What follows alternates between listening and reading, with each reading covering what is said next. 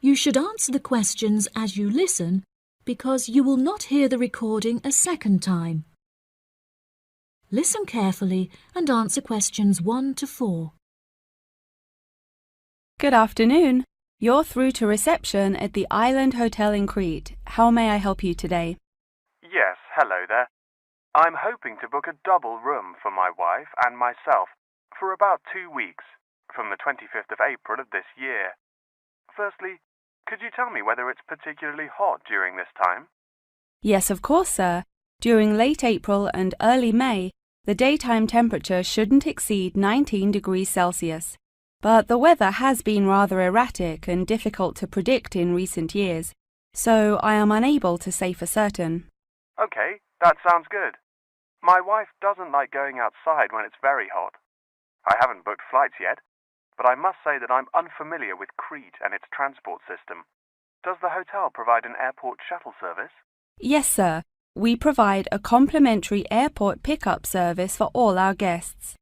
It takes about 40 minutes to get here from the airport, but it's at least 60 minutes at rush hours. And you will be provided with a fully air-conditioned shuttle bus. Okay, excellent. In that case, do you have any rooms available for the dates I gave you? I shall have a look on the system now for you, sir. Bear with me just a moment.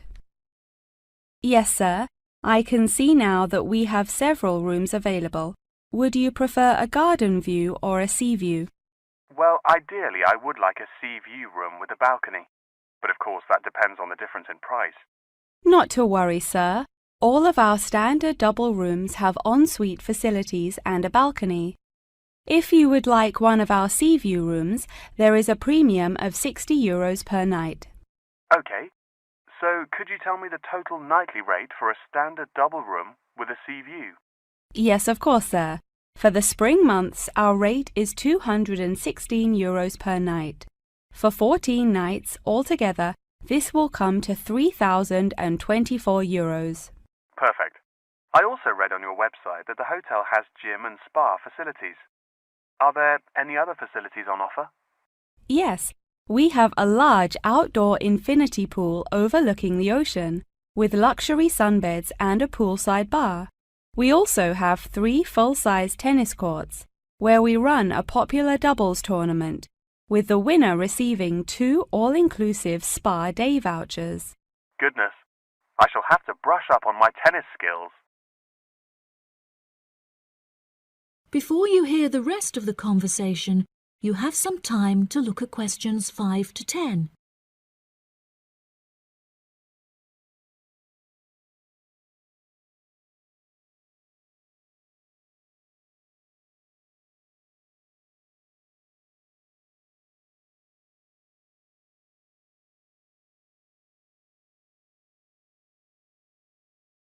Now listen and answer questions 5 to 10. Are there any other activities organised by the hotel that we can partake in? It's just that it's our wedding anniversary on the 30th of June, and I would like to provide my wife with a perfect romantic getaway. I can assure you, sir, that your wife won't be disappointed. Ours is a 5-star resort, which is renowned for its luxury and beauty. In terms of activities, the hotel provides thrice-weekly entertainment. On Tuesdays, guests will take a minibus and partake in learning to cook succulent fish dishes with our Michelin-starred chef Enrique. The class will take place in a beautiful valley deep in the Cretan hills, where guests will be treated to an intimate piano performance by our in-house concert pianist Pedro. On Wednesdays, a select number of guests will be fortunate enough to explore the mountains by helicopter, before being transported to a tropical Cretan garden by shuttle bus. Finally, on Thursdays, after a fancy dinner, we provide a spectacular fireworks display, which guests can view from the comfort of a cable car. Oh, wow! That all sounds absolutely wonderful. I shall book the room now, and then I need to look at flights so as not to become extortionate. Would you like to take my details now or later? That is the end of part 1. You now have half a minute to check your answers.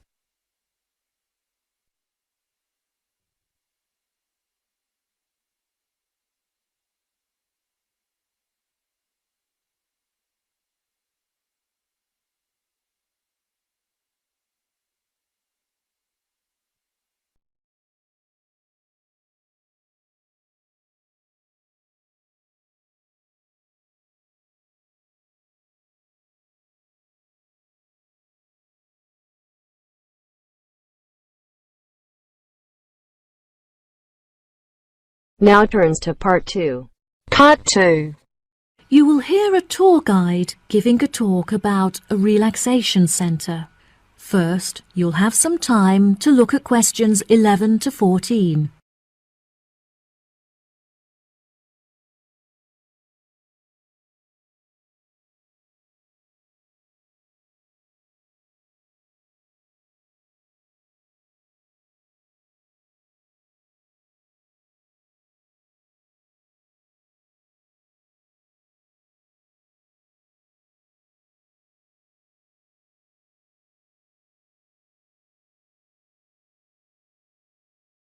Now listen carefully and answer questions 11 to 14.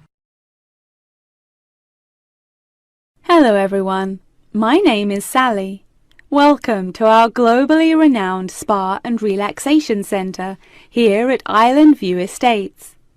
Before you all wander off and begin exploring the facilities, I'd like to go over a few things. Now, this year is a very special milestone for our beloved centre, as it is our 25th anniversary. I understand that this means you have all paid an increased price for your tickets, but I can promise that all of the events we have scheduled for your enjoyment will make the costs well worth it. I know that all of you have travelled a long distance to make it here to the centre of the New Forest, but it is thanks to its remoteness that our centre is such a beautiful place to relax. I'm sure you are all keen to find out what activities we have arranged for you, so I will give you a quick overview. Tomorrow we have arranged for you all to participate in a yoga session for the duration of the morning, followed by a day of relaxation at the pool, where we have ample sun umbrellas to protect you from the sun.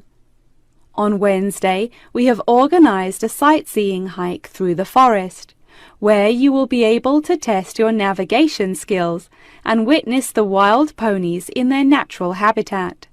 It's forecast to be sunny that day, but I recommend that you all bring rainproof clothes just in case. On your last day, we have a special surprise, a pony trek along the beach. We ask that you all wear full-length trousers and that all women have their hair tied up in a ponytail. Helmets are provided at the centre for those who would like to wear one. There are a couple of beautiful attractions here at the centre that you must all be sure to visit before you leave. The Rose Garden, located just at the corner of the property, is home to many indigenous species and is beautifully serene and peaceful, the perfect place to collect your thoughts or read a book. Our sunset boat ride has been the favourite attraction for many of our visitors. Simply hop aboard and relax whilst we sail you out into the open sea to witness one of the most beautiful spectacles that nature has to offer. Last, but certainly not least, is the freshwater pond, which serves as a watering hole of sorts. Some of you may even be lucky enough to spot our resident kingfishers, who are members of a very rare and endangered species. Once you have all unpacked and settled into your rooms, we will be taking you out to the neighbouring island for a bonfire and barbecue dinner. The island is very small, and the bicycle trails make it very easy to explore all of its beautiful corners. As the island is entirely separate from the mainland, it has never been inhabited by wildlife, so you can all roam freely and safely. We have some bonding exercises for you all to take part in around the bonfire, where you can potentially make new friends and discover a lot about yourself. Before you hear the rest of the talk, you'll have some time to look at questions 15 to 20.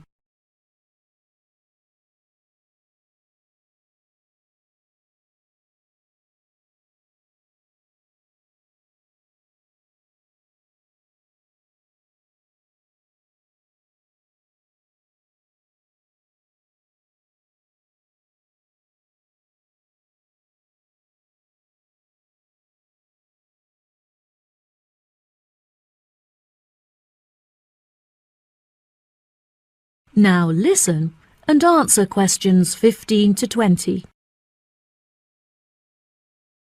Now, let me tell you a little bit about the facilities that the resort has to offer. For those of you keen on indulging in a little bit of retail therapy, just wander along to our tourist centre, where we have a wide selection of presents on sale at reasonable prices. If you are feeling more drawn to the natural surroundings and scenery, I recommend that you take a trek up the mountain, where you can enjoy the panoramic outlook from the peak. For a bit of cultural indulgence, why not pay a visit to our small on-site theatre, where you can enjoy watching a range of movies and check out some works by our resident street artists. Just a 10-minute walk down the road is the local art museum, where you can roam around the sculpture courtyard or admire the many artworks on display. Here at the resort, we are incredibly lucky to be located right next to a nature reserve, where many species of endangered wildlife live in the pond. Just on the bank is a small hut where visitors can observe the fish and birds in their natural habitat. Now, if any of you are interested in history, you have the very interesting opportunity to visit the ancient building at the south side of the grounds. The building is now a museum. However, it originally served as a jail for those charged with crimes of treason against the royal family. Well, that just about rounds it up. Now, if anyone has any questions? The end of part 2. You now have half a minute to check your answers.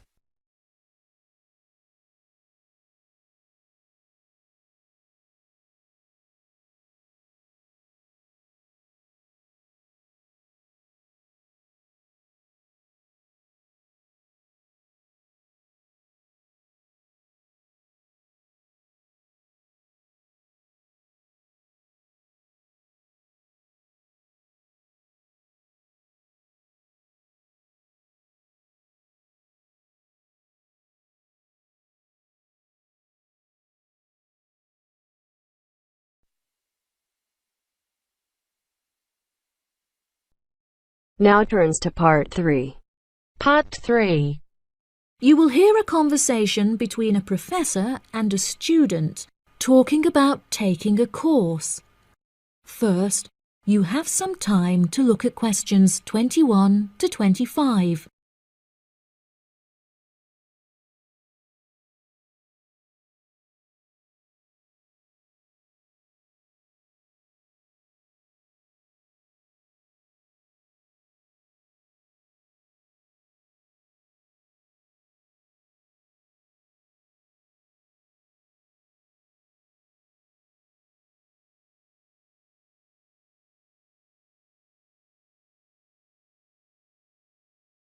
Now listen carefully and answer questions 21 to 25.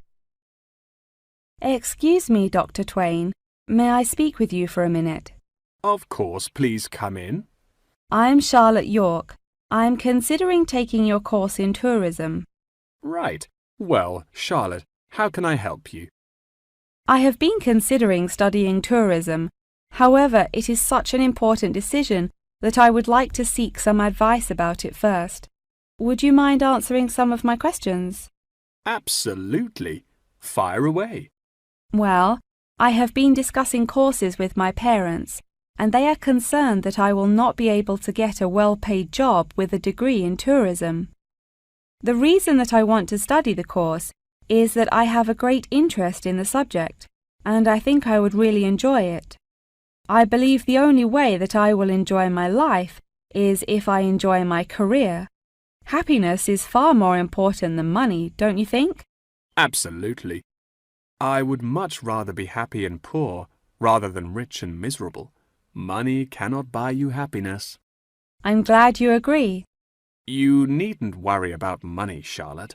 A large part of the tourism course is dedicated to teaching students how to manage finances, a skill that you can apply to your everyday life as well.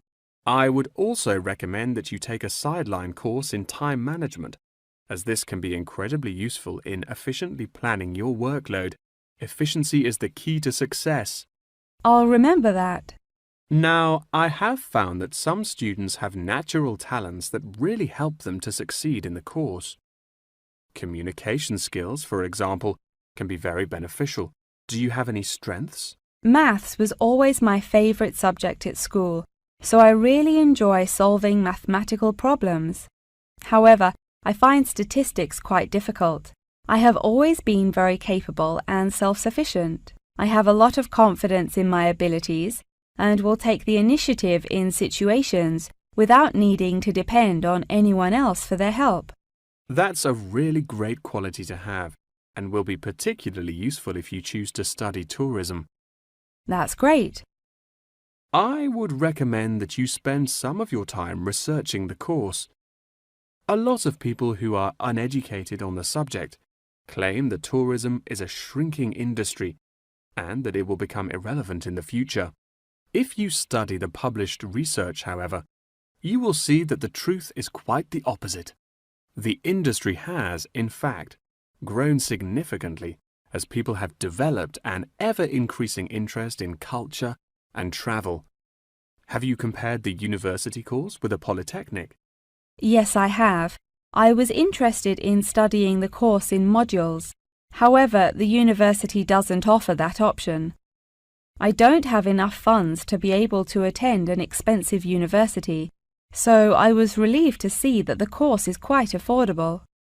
I also considered attending a summer school instead of university to save money, and so that I could work during the rest of the year. But I really wanted the university experience. I think that university would suit you well. Before you hear the rest of the conversation, you have some time to look at questions 26 to 30.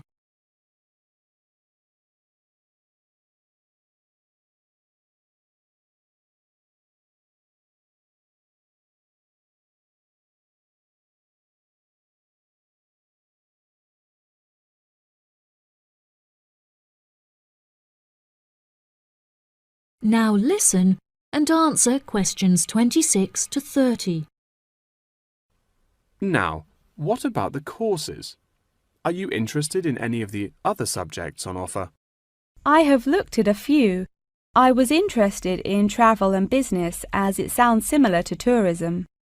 That is really worth learning. However, be aware that it is difficult and will demand a lot of your time. Okay, that's good to know. You might find that Japanese is an interesting course and it will teach you valuable skills in speaking the language. Personally, it's not bad and could be of some help, but not that much. Okay, Japanese. Got that. What about medical care? Well, if you have time, the course will teach you a lot about curing diseases and illnesses or dealing with injuries outside, although it's not essential. So, okay, if it's useful, I'll take it. If you enjoy using technology and are worried about fulfilling the entry requirements, computing is very relaxed about the skills that applicants must possess. I'm terrible with computers, so I'm not sure that I would enjoy that course. How about public relations? Yes, I would recommend that course. It would be related to entering the tourism industry, as it will educate you on how to approach clients and develop associations with them. That's great. Thank you so much for your help. That is the end of part 3. You now have half a minute to check your answers.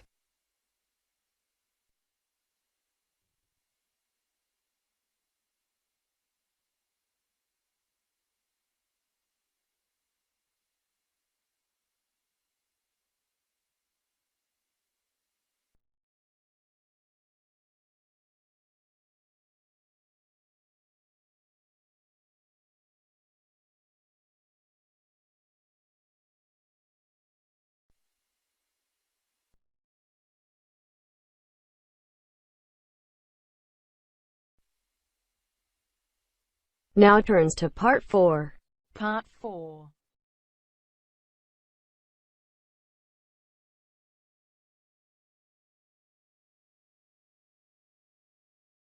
You will hear a talk about a research project on the tiger shark. First, you have some time to look at questions 31 to 40 on pages 7 and 8.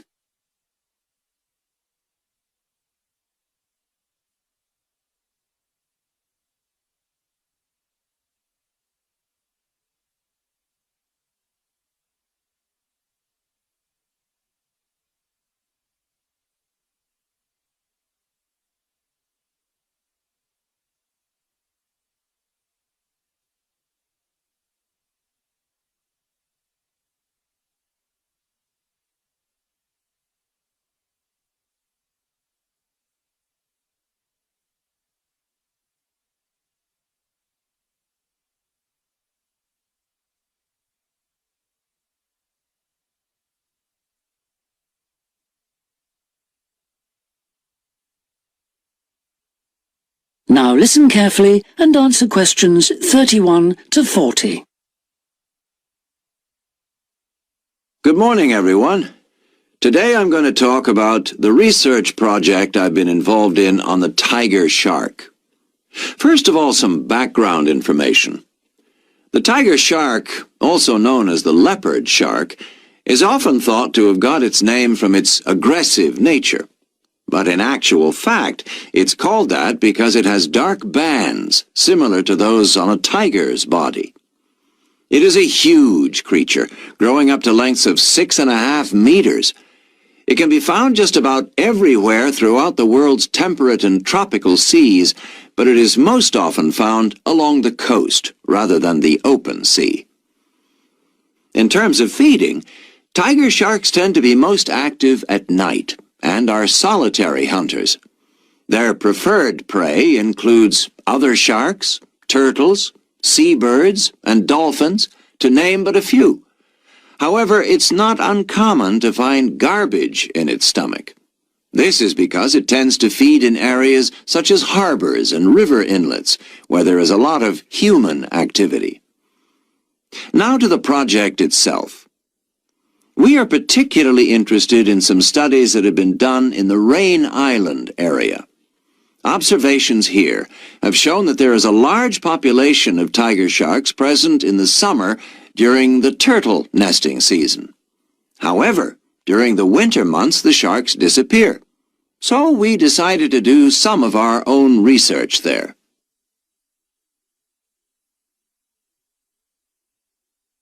The first step was to tag a number of sharks so that we could follow their movements. To do this, we first needed to catch the sharks. Early in the morning, we baited lines with large bits of fish and set them in place. These lines were then checked every 3 or 4 hours. If no sharks were caught, the baits were replaced. Once a shark had been caught on one of the baited hooks, it was pulled in close to the boat and secured so that we could carry out a number of brief activities to aid our research. This usually took no more than about 10 minutes and was carried out as carefully as possible to minimize any stress to the shark. Each of the tiger sharks that we caught was measured and fitted with an identification tag, and also a small amount of tissue was taken for genetic studies. For some larger sharks over 3 meters long, We also inserted into the belly a special acoustic tag capable of sending satellite signals, while on other large sharks we attached a camera to the dorsal fin to enable us to study the behavior and habitat use of the sharks. After this, the shark was released, and we were able to follow its movements. So what was the purpose of all this tagging? Well, while we were already familiar with some aspects of the tiger shark's behavior and food sources, what we hoped to do in this project was to see exactly what factors affected the migration patterns of tiger sharks and whether it was, in fact, food, weather, and reproductive needs. These are some of our findings. On February 21st, a large female shark, whom we named Natalie, was attracted to our research boat at the northern tip of Rain Island and fitted with one of the satellite tags I've just mentioned. No transmissions were received from Natalie between April 2nd and April 29th, indicating that she didn't surface to feed during this period. The area in which she was last reported is very shallow, suggesting that she may have changed her feeding preferences during this period to focus on prey found on the sea floor. We also made a number of other discoveries, thanks to the various transmitters we used. It seems that tiger sharks move back and forth between the ocean floor and the surface quite often. This may help the sharks conserve energy while they swim, but it probably also helps them hunt, since this movement back and forth maximizes its chances of not being detected by its prey until the last minute. So far, our findings have not been conclusive. However, we have gained some very interesting insights into the behavior of tiger sharks and are now hoping to develop our research further. That is the end of part 4. You now have half a minute to check your answers.